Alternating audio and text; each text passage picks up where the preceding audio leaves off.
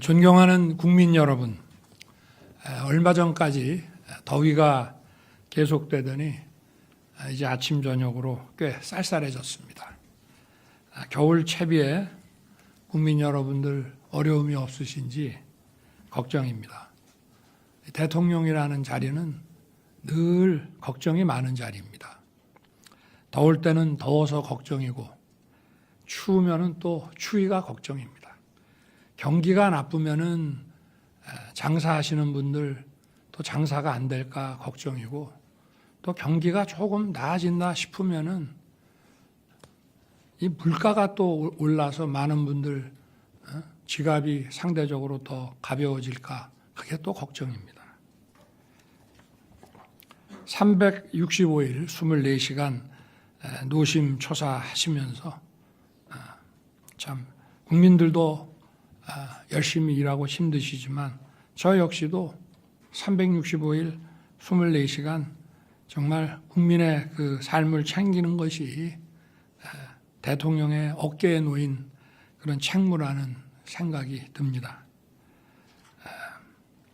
그렇지만 몸이 부서져라 일을 해도 어쨌든 국가와 국민의 민생을 위해서 일을 한다는 그 보람에 힘든지 모르고 늘 행복한 마음으로 지금까지 임기 반환점까지 이렇게 왔습니다. 돌이켜보면은 지난 2년 반 동안 국민에게 맡기신 일을 어떻게든 좀 잘해내기 위해서 쉬지 않고 달려왔습니다. 국민들 보시기에는 부족함이 많았을 것입니다. 그렇지만 제 진심은 늘 국민 옆에 있었습니다. 또 저의 노력과는 별개로 국민들께 걱정을 끼쳐드린 일도 많았다고 생각합니다. 민생을 위해, 대한민국의 미래를 위해 시작한 일들이 국민 여러분께 불편을 드리기도 했고, 또 제 주변의 일로 국민들께 걱정과 염려를 드리기도 했습니다. 대통령이라는 것은 변명하는 자리가 아닙니다. 모든 것이 제 불찰이고 제 부덕의 소치입니다. 국민 여러분께 먼저 죄송하다는 말씀, 진심 어린 사과의 말씀부터 드리고, 그리고 이 국정브리핑을 진행하겠습니다.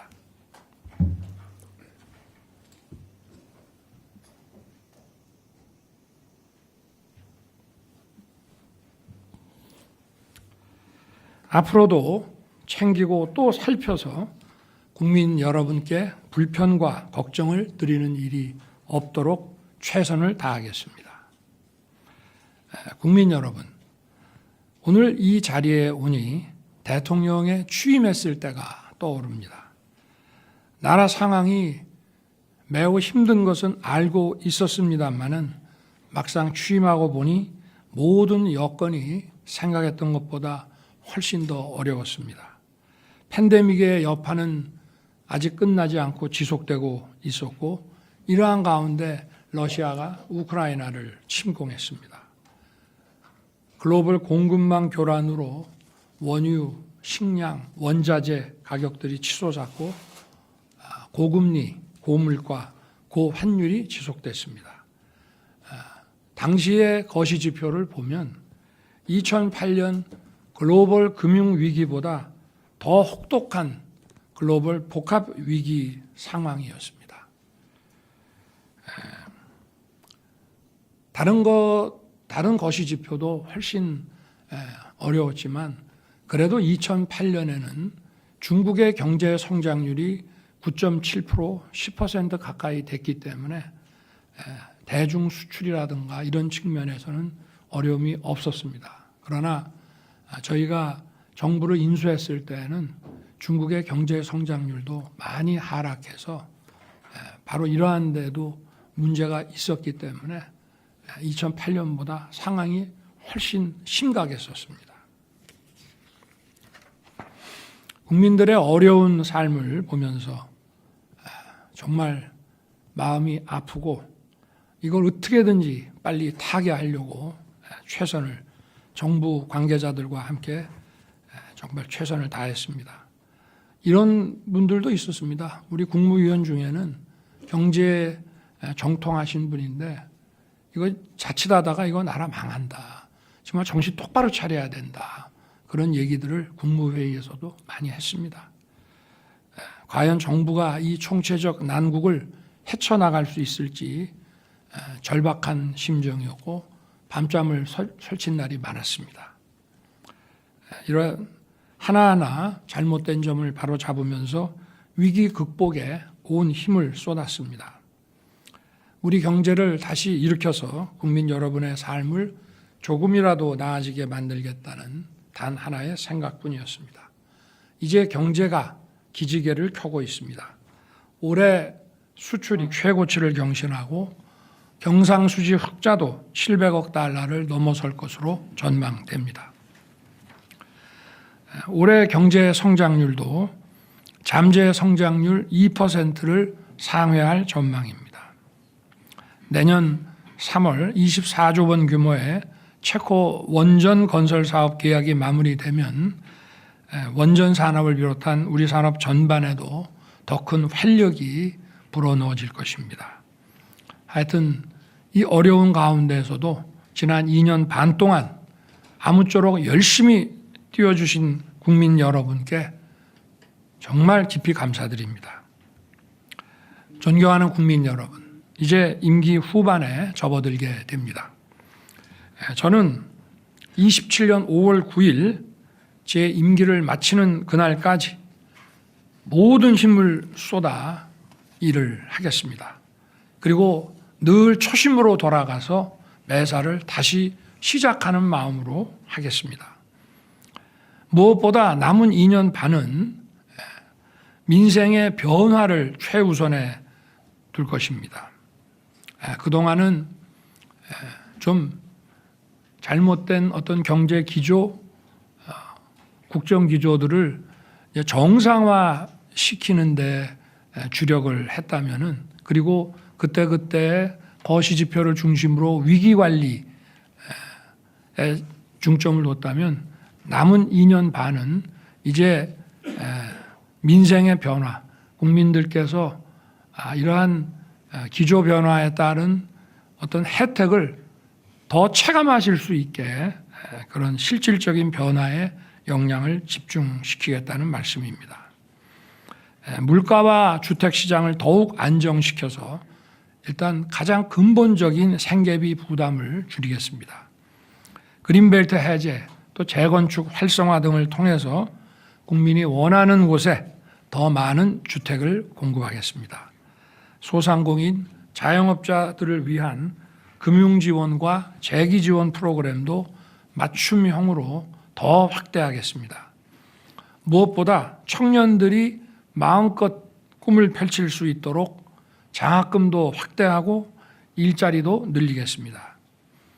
우리 정부의 복지는 퍼퓰리즘 복지가 아니고 정치 복지가 아니라 약자 복지입니다. 약자 복지를 지속적으로 더 확대하고 노인과 장애인을 위한 서비스 복지의 수혜 대상도 지속적으로 늘려 나가겠습니다. 또 서민들과 취약계층, 사회적 약자의 삶을 파괴하는 범죄에는 무관용으로 강력 대응하고 국민의 일상을 안전하게 지키겠습니다. 새롭게 들어설 워싱턴의 신행정부와 완벽한 한미 안보 태세를 구축해서 우리의 자유와 평화를 튼튼하게 지킬 것입니다. 한미동맹의 안보, 경제, 첨단 기술 협력을 더욱 고도화해서 우리 청년과 기업이 뛸 수 있는 세계 운동장을 더 넓히겠습니다. 그리고 우리 경제의 역동성을 높이는 데에도 박차를 가하겠습니다. 반도체 산업을 비롯해서 AI, 첨단 바이오, 퀀텀 등 신성장 동력을 계속 적극 발굴하고 육성해서 정책 지원도 강화하고 우리 미래를 위한 준비에 내실을 기하겠습니다. 원전 생태계의 완전한 복원도 계속 적극 추진할 것입니다. 국민 여러분, 연금, 의료, 노동, 교육개혁과 인구 위기를 극복하는 저출생을 위한 개혁, 즉 4+1 개혁은 민생과 직결된 겁니다. 또 우리의 미래를 지키는 것입니다. 과잉 경쟁이 해소돼야 됩니다. 불필요한 경쟁이라고 하는 것은 우리의 어떤 총 그 후생을 증가시키기 위해서 필요하고 유효한 범위 내에서 이루어져야 하는 것인데, 불필요한 과잉 경쟁은 우리 경제 사회에 독이 됩니다. 그리고 이러한 과잉 경쟁은 또 수도권 집중화를 초래합니다. 과잉 경쟁을 해소하고 살기 좋은 지방 시대를 열어서 인구 위기의 근본적인 해결책을 찾아 나가겠습니다. 의료 개혁은 국민들께서 걱정하지 않으시도록 차분하고 꼼꼼하게 추진해 나가겠습니다. 연금 개혁은 단일 개혁안을 정말 오랜만에 우리 정부 들어서 국회에 제출을 했습니다. 작년에는 무려 약 5,600조 규모의 가장 방대한 여론조사 FGI 수리 분석을 통해서 국회가 결정할 수 있는 단계로 만들어서 보냈고, 이번 22대에 들어와서는 우리가 아예 국회 논의 시간 더 단축시키기 위해서 정부 단일 개혁안을 보내드렸기 때문에 조속한 논의가 이루어져서 이것이 개혁안이 정말 사회적 대합의를 거쳐서 조속히 마무리되기를 기대합니다. 노동개혁은 법치 확립의 토대 위에서 유연하고 활력 있는 노동시장을 만들겠습니다. 교육개혁은 이제 본 궤도에 올랐습니다. 늘봄 학교를 계획대로 확대하고 융합형 미래 인재 양성을 위한 새로운 교육의 틀을 세우겠습니다. 이건 모두 우리의 경제 성장을 위한 구조적인 개혁입니다. 여론과 민심에 귀를 기울여 국민의 불편을 최소화하고 차질 없이 개혁을 완수할 수 있도록 개혁 정책을 더 세심하게 챙기겠습니다. 존경하는 국민 여러분, 저와 정부의 부족했던 부분을 잘 알고 있습니다. 고칠 부분은 고치겠습니다. 국민 여러분의 뜻은 겸허히 받들어서 국민을 섬기는 마음으로 쇄신을 기해 나갈 것입니다. 당정 소통도 강화하고 국민을 위해 일하는 유능한 정부, 유능한 정당이 되도록 하겠습니다. 지금 우리는 대내외의 거센 도전 앞에 서 있습니다.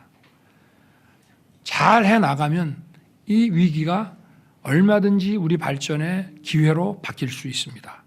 소모적 갈등으로 시간 낭비할 수가 없습니다.